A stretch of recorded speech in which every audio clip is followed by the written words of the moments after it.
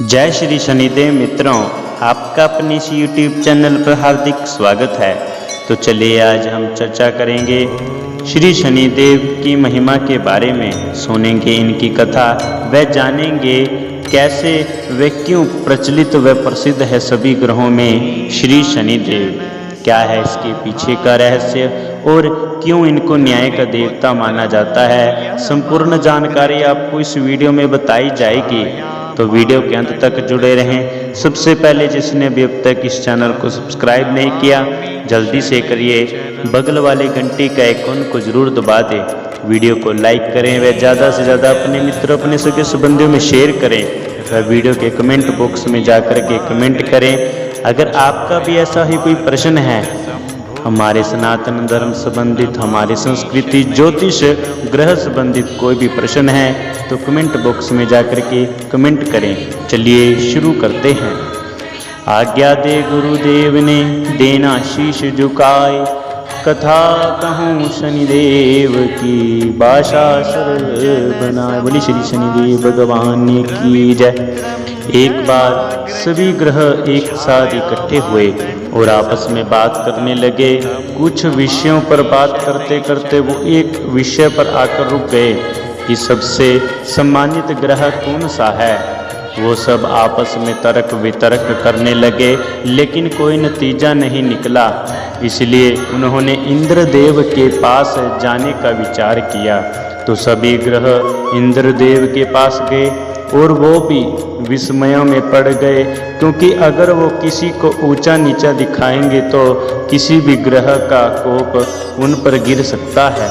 कुछ देर बाद विचार करने के बाद इंद्रदेव ने कहा, मान्यवरों, मैं इस प्रश्न का उत्तर देने में असमर्थ हूँ, लेकिन उज्जैनी नगर में विक्रमादित्य नाम का राजा है जो आपके प्रश्न का उत्तर दे सकता है। इस तरह इंद्रदेव के कहने पर सभी ग्रह राजा विक्रम के दरबार में गए।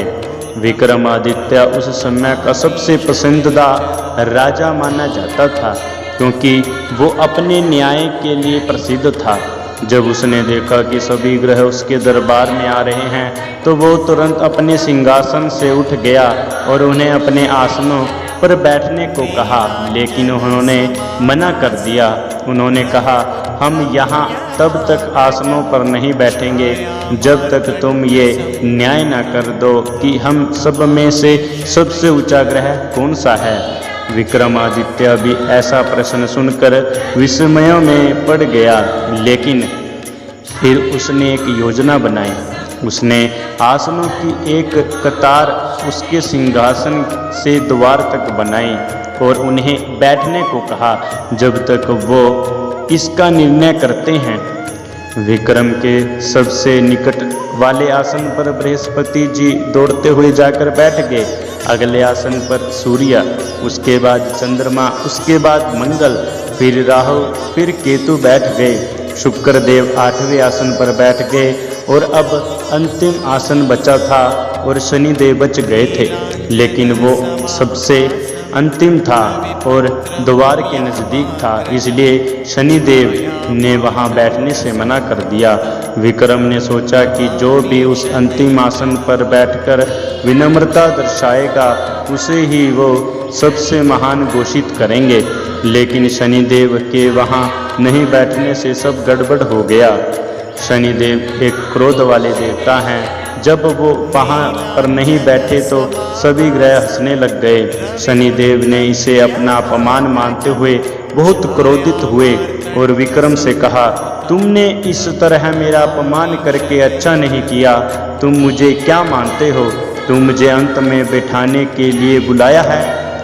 एक बात ध्यान रखना कि किसी भी राशि में चंद्रमा 2.25 दिन, सूर्य, बुध और शुक्र केवल 15 दिन, मंगल 2 महीने, गुरु 13 महीने और राहु केतु 18 महीने तक रहते हैं, लेकिन मैं 7.5 साल तक किसी भी राशि में रहता हूँ।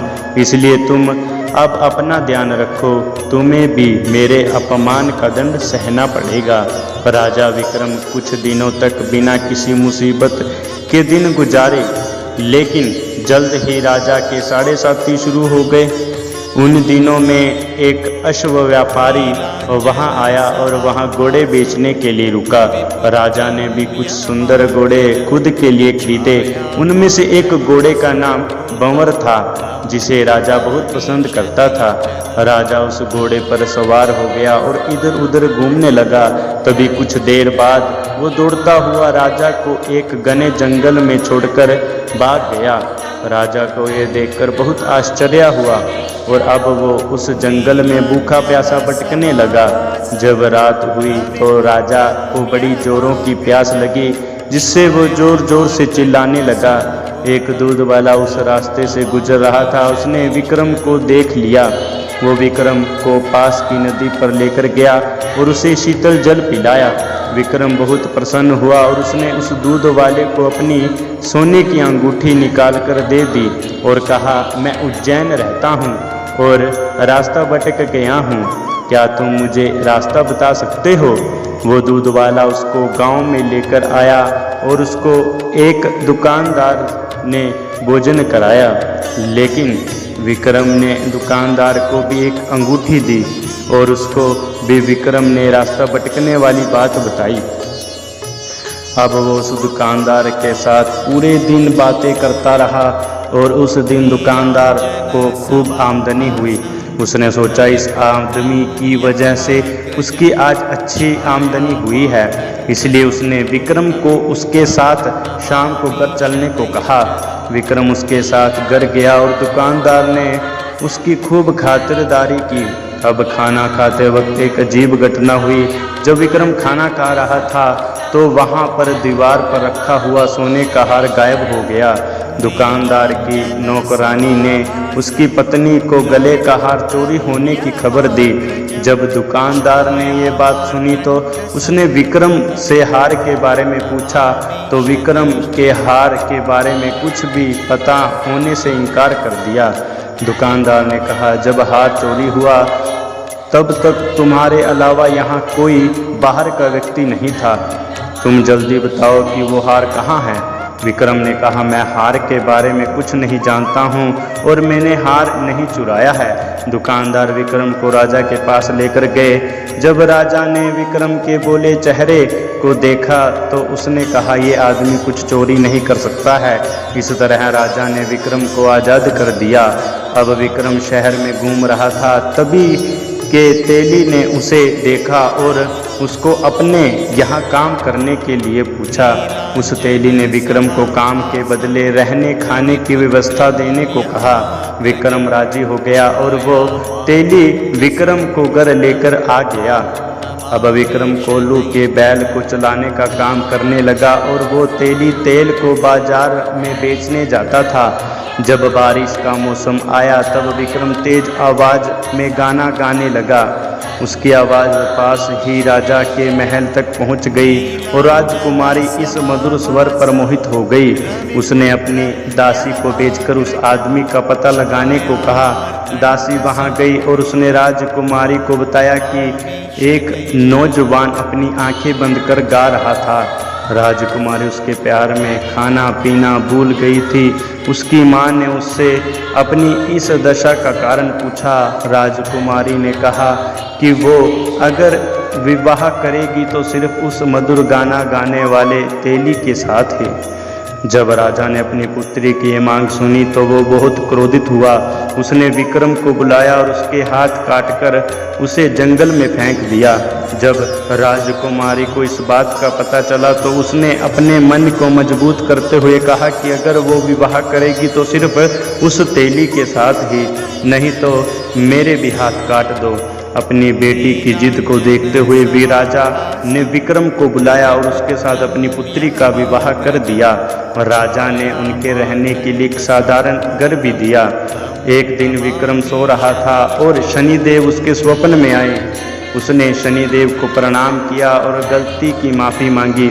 शनिदेव ने उसे आशीर्वाद दिया और कहा, अब तुम्हारे सारे साथी खत्म होते हैं। और विक्रम के दोनों हाथ वापस आ गए। विक्रम ने अपनी पत्नी को नहीं जगाया और सुबह उसकी पत्नी उसके दोनों हाथ देखकर बहुत खुशी हो गई। राजा को भी इस खबर का पता चल गया तो वो भी विक्रम को देखने आया और उसने बताया कि वो शनिदेव का कोप झेल रहा था और उन्हीं की दयालुता से उसके दोनों हाथ वापस आ गए। तब उसने राजा को अपना पूरा परिचय दिया। विक्रम का परिचय सुनकर राजा उसके चरणों में गिरकर क्षमा मांगने लगा। जब दुकानदार को इस बात का पता चला तो वो भी दौड़ता हुआ विक्रम के चरणों में गिर गए। विक्रम ने उस दुकानदार से कहा, घर जाओ, तुम्हें तुम्हारा हार वापस वही मिल जाएगा। दुकानदार घर गया और हार उसी जगह पर टंगा हुआ मिला। विक्रम ने राजा को वापस अपने प्रदेश लौटने को कहा। राजा ने उसे उपहार स्वरूप कई घोड़े, हाथी और दसियां देकर विदा किया। विक्रमादित्य की जनता अपने राजा के वापस लौटने पर बहुत प्रसन्न हुई। विक्रम ने अब नवग्रह की पूजा की और शनि देव को सबसे उच्च स्थान दिया। बोली श्री शनिदेव भगवान की जय। तो मित्रों, ये तो थी श्री शनिदेव भगवान की कथा। बताइए कैसी लगी, कमेंट बॉक्स में जाकर के जय श्री शनिदेव लिखना मत भूलिएगा।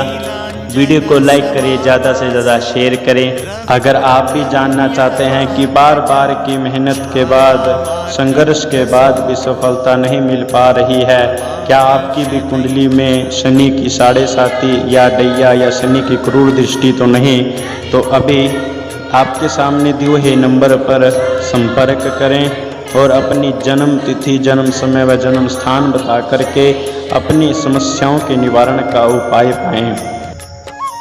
चैनल को सब्सक्राइब करना मत भूलिएगा। मैं आगे भी आपके लिए ऐसी ही वीडियो लाता रहूँगा। जय श्री शनिदेव।